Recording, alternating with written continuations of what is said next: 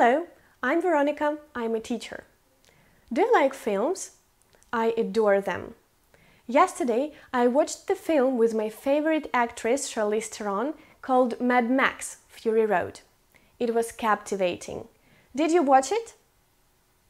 So, we use the past simple tense to talk about long or short finished actions or states in the past.